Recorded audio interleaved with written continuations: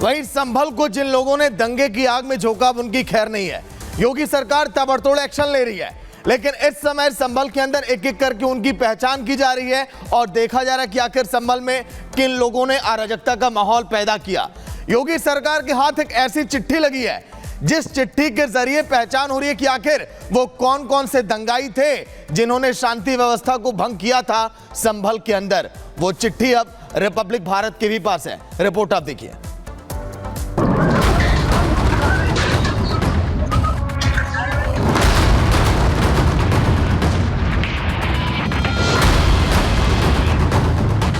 संभल को जिन लोगों ने हिंसा की आग में झोंका था, जो लोग हिंसा कराने में, तोड़फोड़ मचाने में, गाड़ियों को जलाने में शामिल थे, वो अब अपने दिन गिनना शुरू कर दें।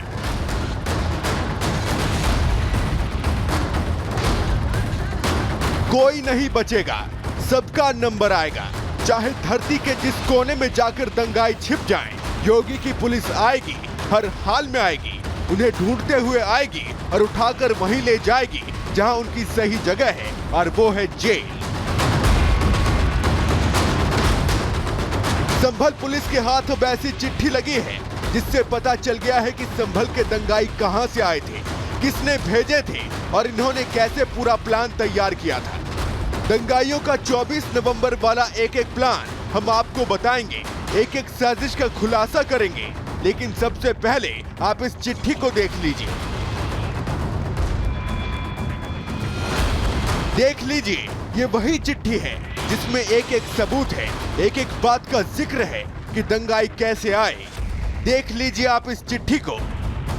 अब इस चिट्ठी में क्या लिखा है वो भी हम आपको बता देते हैं। इस चिट्ठी में लिखा है, हापुड़ से, जो कि संभल से 102 किलोमीटर दूर पड़ता है, वहां से दंगा कराने के लिए लड़के बुलाए गए थे।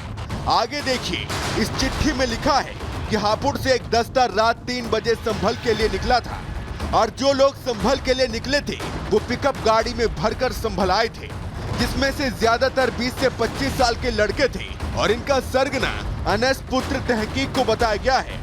और कहा जा रहा है कि अनस ही इस पूरे ग्रुप को लीड कर रहा था और लड़कों को संभल लेकर पहुंचा था। देखिए, इस चिट्ठी में आगे लिखा है कि इन्हीं लोगों ने संभल में हिंसा की, दंगा किया और फिर ये पूरा ग्रुप रात के समय ही संभल से हापुड़ लौटा ताकि कोई उन्हें पहचान न पाए। चिट्ठी में यह भी लिखा है कि हापुड़ से जो लड़के संभल में हिंसा कराने के लिए गए थे, जब वो लौटे तो उनकी हापुड़ की मस्जिदों में तारीफ की गई। हिंसा में शामिल रहे अनस नाम के एक लड़के की तो कई मस्जिदों में तारीफ हुई है। चिट्ठी भेजने वाले ने इस बात का भी जिक्र किया है कि उन्होंने ये तमाम जानकारी गांव में चल रही बातों से इकट्ठा की है। चिट्ठी भेजने वाला ये भी लिखता है कि वो पुलिस के सामने खुलकर नहीं आ सकता, क्योंकि हापुड़ के जिस गांव में वो रहता है वो मुस्लिम बहुल्य है और वहीं से लड़के आए थे, इसलिए उसे जान माल का खतरा है। चिट्ठी भेजने वाले ने पुलिस को ये भी बताया कि जो लड़के संभल हिंसा करने के लिए गए थे, पहले भी वो डासना देवी मंदिर में हुए अतिक्रमण में शामिल रहे हैं और पुलिस ने उनकी फोटो दीवारों पर छापी थी। चिट्ठी भेजने वाले ने पुलिस से अपील की है कि वो अनस को बुलाकर हिंसा के वीडियो से उसके चेहरे का मिलान करे तो सच खुद ब खुद सामने आ जाएगा। संभल पुलिस के हाथ जो चिट्ठी लगी है उसमें बहुत ही महत्वपूर्ण बातें लिखी गई हैं। इसलिए दावा किया जा रहा है कि पुलिस ने अब अपनी जांच इसी चिट्ठी के आधार पर आगे बढ़ाई है। पुलिस अब इस बात का पता लगाने में जुट गई है कि चिट्ठी में जो बातें कही गई हैं उन बातों में कितनी सच्चाई है। मेरे पास कई विभिन्न जनपदों के लेटर्स आए हैं जिसमें उनके द्वारा बताया गया है कि रामपुर से, हापुड़ से, बुलंदशहर से विभिन्न गांवों को हर एक व्यक्ति को पकड़ने के लिए एक स्पेशल टीम बना के उनकी गिरफ्तारी करने के जल्दी प्रयास किए जाए। संभल में जिस तरह से कानून व्यवस्था को तार-तार किया गया, कोर्ट के आदेश को नहीं माना गया, उसके बाद जिला प्रशासन बेहद गुस्से में है। पुलिस तो अपना काम कर ही रही है, वहीं अब बिजली विभाग भी एक्शन मोड में आ गया है। आज सपा सांसद जियाउर रहमान बर्क के इलाके में डीएम एसपी के साथ बिजली विभाग के अधिकारियों ने रेड मारी और बड़े पैमाने पर बिजली की चोरी करते हुए लोगों को पकड़ा। बताया जा रहा है कि संभल में मस्जिदों से आसपास के घरों को बिजली की सफाई कटिया डालकर दी जा रही थी, लेकिन जब संभल एसपी के बिश्नोई ने इतने बड़े पैमाने पर बिजली चोरी पकड़ी तो वो भड़क गए। हुआ है पूरा टेलीफोन है, इसमें आपने बिजली का एक्शन पूरा बना दिया है। सर इनको पता भी है कहाँ जा रहा है, जब यहाँ से बाहर जा रहा था तो मैंने पूछा इसमें जा रहा हूँ, इसमें नहीं जा रहा, उधर जा रहा है, इनको पता कहाँ जा रहा है। हमें पूछने पर था नहीं, इसका बड़ा सिंपल है, जितने चोरी कर रहे हैं उतने मुकदमे लिखिए, गैंगस्टर बनाइए और इनको गैंग का संरचना बनाइए, अपने आप समझ में आ जाएगा। बिजली चोरी गैंग का अपने आप समझ में आ जाएगा। सिर्फ एक्शन यहीं तक नहीं हो रहा है, संभल में मस्जिद से तेज लाउड स्पीकर बजाने वालों पर भी कार्रवाई हुई है। तय मानक से ज्यादा तेज आवाज में लाउड स्पीकर बजाने पर पुलिस प्रशासन ने एक इमाम के खिलाफ शांति भंग के आरोप में कार्रवाई की है और इमाम पर 2 लाख रुपए का चालान किया है। पुलिस का संदेश साफ है कि सबको सिस्टम से चलना होगा, कानून को मानना होगा, नहीं तो कार्रवाई होगी और ऐसी कार्रवाई जो नजीर बनेगी। Bureau report, Republic Bharat. और सीधे रुख करेंगे सहयोगी राघवेंद्र का। राघवेंद्र, ये तो साफ होता जा रहा है कि दरअसल जो संभल में हिंसा हुई वो संयोग नहीं था, वो प्रयोग था, और प्रयोग ऐसा कि यूपी के कई जिलों से लोग पहुंचे थे सिर्फ और सिर्फ संभल को दंगल की आग में झोंकने के लिए।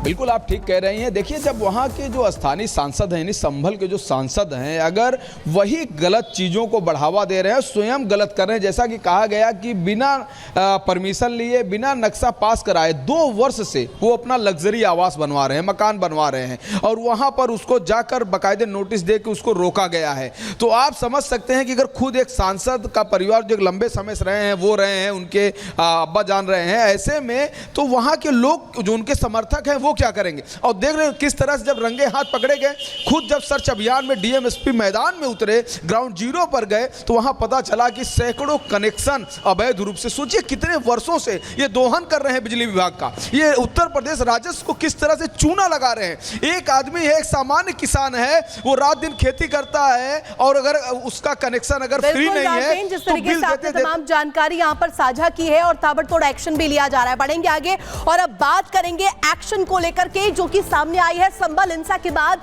सपा सांसद जियाउर रहमान बर्क की जो मुश्किल है वो कम होने का नाम नहीं ले रही है। पहले एफआईआर, उसके बाद अब अवैध बंगला निर्माण को लेकर के उन्हें नोटिस जारी कर दिया गया है। क्यों और कैसे, रिपोर्ट के जरिए देखिए।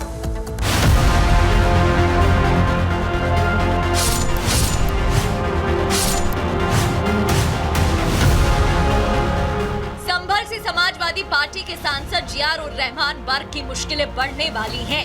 संभल हिंसा में लोगों को भड़काने के आरोप में पहले ही एफआईआर दर्ज हो चुकी है और वो संभल हिंसा की एफआईआर में आरोपी नंबर 1 है। अब उन पर नियमों को ताक पर रखकर अवैध रूप से बंगला बनाने का आरोप लगा है। संभल प्रशासन ने regulation of building corruption act 1958 के तहत सपा सांसद को कारण बताओ नोटिस जारी किया है। संभल से सपा के सांसद जियाउर रहमान वर्क को प्रशासन ने नोटिस दिया, उनके घर को नोटिस दिया गया और ये बोला गया कि नक्शा पास कराए बिना उन्होंने अपने घर का कंस्ट्रक्शन करना शुरू किया। ये जांच करने हम संभल पहुंचे तो हम ये घर आप देख रहे हैं, फ्रंट से आप देखेंगे तो आप समझ पाएंगे कि बिल्कुल जो कंस्ट्रक्शन है वो नए तौर पर किया गया है। ईंटें आपको नज़र आ रही है, उसमें जो बिजली की फिटिंग है वो आपको होती हुई नज़र आ जाएगी। दरअसल संसद से जो सपा के सांसद उन्होंने बोला कि तकरीबन 1 साल पहले से ही कंस्ट्रक्शन बंद है, लेकिन जब हम यहाँ पे पहुँचे तो हमने देखा कि जो नया कंस्ट्रक्शन है वो साफ तौर पर यहाँ पर चल रहा है। क्या वाकई सपा सांसद ने नियमों को ताक पर रखकर अपने घर का निर्माण करवाया है? ये जानने के लिए रिपब्लिक भारत की टीम संभल में जियाउर रहमान के घर पहुंची। हमने देखा कि घर के आगे के हिस्से को आगे बढ़ाने के लिए सामने कब्जा किया गया।